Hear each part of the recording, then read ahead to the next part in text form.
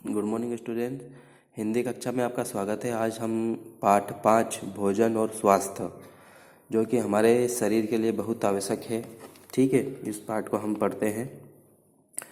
प्रस्तुत पाठ में भोजन में विद्यमान पोषक तत्वों पर प्रकाश डालते हुए बताया गया है कि उत्तम स्वास्थ्य के लिए भोजन पौष्टिक होना चाहिए, अर्थात भोजन में उन तत्वों का समावेश होना चाहिए जो शरीर के विकास तथा अवयवों के संरक्षण की दृष्टि से महत्वपूर्ण हो। मतलब कि भोजन ऐसे हमें ग्रहण करना चाहिए जो हमारे शरीर के लिए लाभकारी हो, हमारे शरीर के लिए अच्छा हो।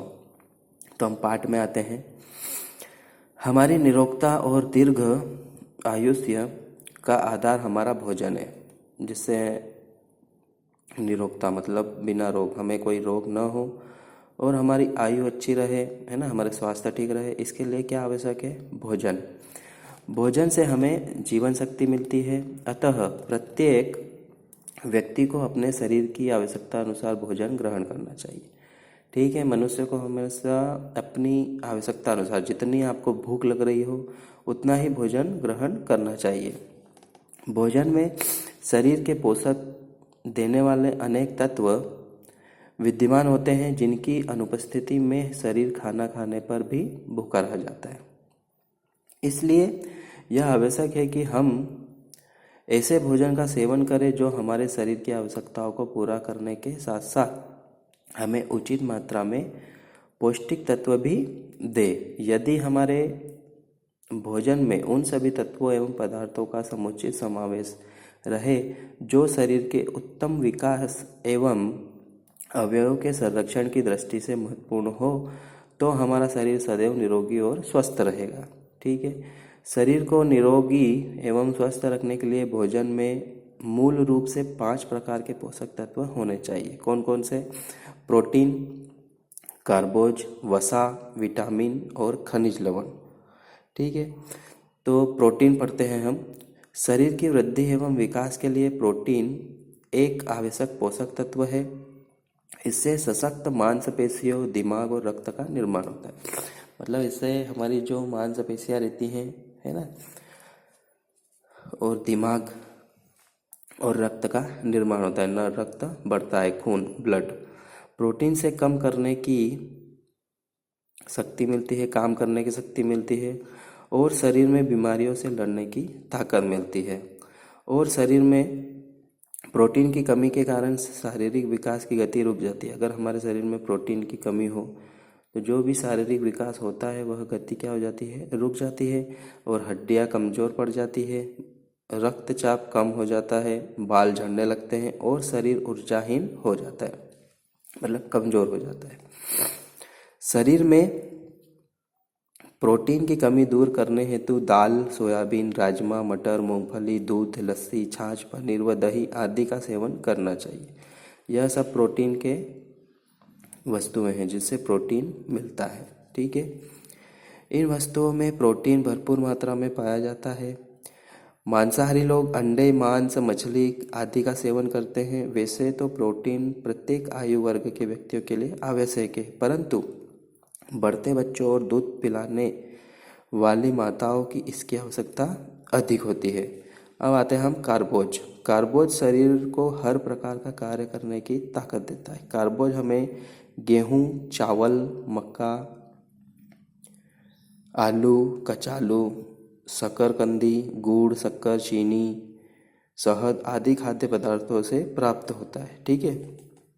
इसकी कमी से चक्कर आने लगते हैं। अगर हम ये है, इसकी कमी हो जाती है इन चीज़ों की, तो हमें क्या होने लगते हैं? चक्कर आने लगते हैं।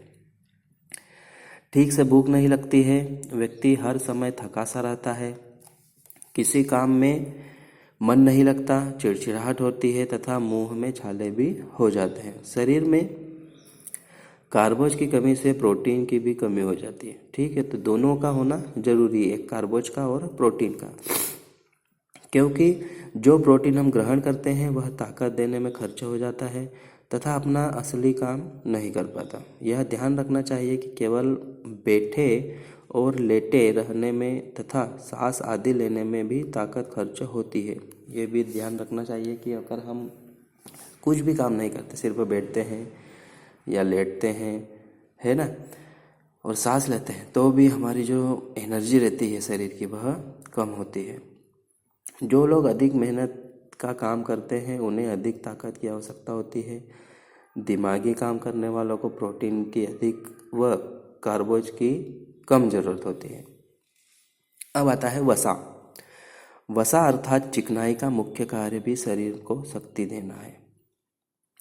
वसा की तहें शरीर में जमकर शरीर के नाजुक अंगों को ताकत प्रदान करती है तथा दिल, गुर्दों, फेफड़ों आदि को चोट व झटकों से बचाती है। आमतौर पर एक आदमी को एक दिन में एक बड़ा चम्मच घी, तेल तथा मक्खन जरूर खाना चाहिए, ठीक है, एक दिन में।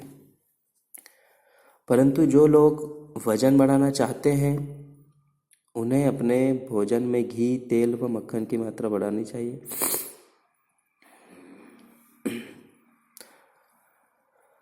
इसके अलावा नारियल, मूंगफली व सोयाबीन की चिकनाई अधिक लेनी चाहिए। दुबले लोगों को चिकनाई के साथ भोजन की मात्रा भी बढ़ानी चाहिए। जो दुबले लोग हैं उनको चिकनाई के साथ भोजन की मात्रा भी बढ़ानी चाहिए। 3 समय के भोजन के अलावा बीच बीच में फल, बिस्कुट, अंकुरित दाल तथा आलू की चाट आदि भी लेते रहना चाहिए, ठीक है। 3 बार भोजन तो करना ही चाहिए, उसके साथ ही हमें बीच बीच में क्या क्या कर खाना चाहिए, फल, बिस्कुट, अंकुरित दाल, आलू, ठीक है। शरीर में वसा की कमी से वसीय अम्लों की कमी हो जाती है जिससे शरीर की सामान्य वृद्धि रुक जाती है। वसा की कमी के समान इसकी अधिकता भी शरीर पर प्रतिकूल प्रभाव डालती है। वसा की अधिकता से त्वचा के नीचे, हृदय तथा शरीर के अन्य स्थानों पर वसा की परत जमा हो जाती है जिससे मोटापा बढ़ जाता है। अतः मोटे लोगों को चिकनाई वाले खाद्य पदार्थ नहीं खाने चाहिए और मेहनत व व्यायाम करते रहना चाहिए, ठीक है स्टूडेंट। इसके बाद हम कल पढ़ेंगे। धन्यवाद।